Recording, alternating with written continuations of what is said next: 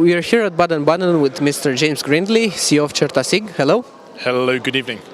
Which are your main objectives here at one of the most important reunions of insurers and reinsurers from the whole world?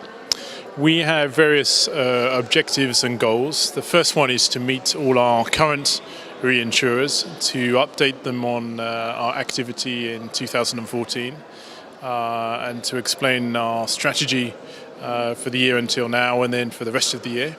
And then, of course, most importantly, to tell them about our plans for next year.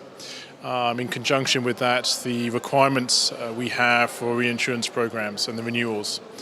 We also have another objective, which is to meet potential new reinsurers to see what products they have to offer, and also to meet reinsurance brokers to see what products they feel they can bring to us and to find out which reinsurers are active and going to be competitive for us.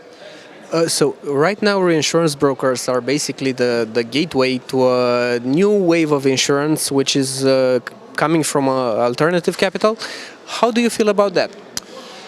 Well, I think it's, as a buyer of reinsurance, this is generally good news. I think that it will put pressure on the traditional reinsurers to perhaps be slightly more flexible, to offer perhaps lower prices. And that should be good news for us. In terms of alternative capital providers and CERTASIG, we're a relatively small, let's say medium insurance company. The products which alternative capital providers can offer really don't suit our type of portfolio. We're basically too small. But it does mean that these alternative capital providers do increase the competition for the market, and that as a whole general concept is good for us.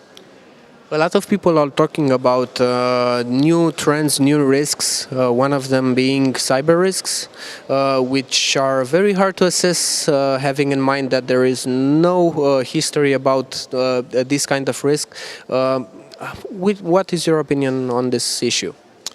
My opinion on this issue is that cyber liability is certainly a product for the future. I think that it will have, I think there is opportunity in Romania, Bulgaria, Central and Eastern Europe to sell this product in the future. I think for the moment the problem will be the lack of demand. We should be honest and remember that some people in these territories I mentioned still do not insure their houses. So if you look at the corporate market, are they really going to buy cyber liability insurance? I think at the moment the answer is probably no, it's a little bit too early. I think that we need to look to Western markets, North America, where cyber liability is more of a concern. They have had loss situations which could have been insured or even indeed were insured.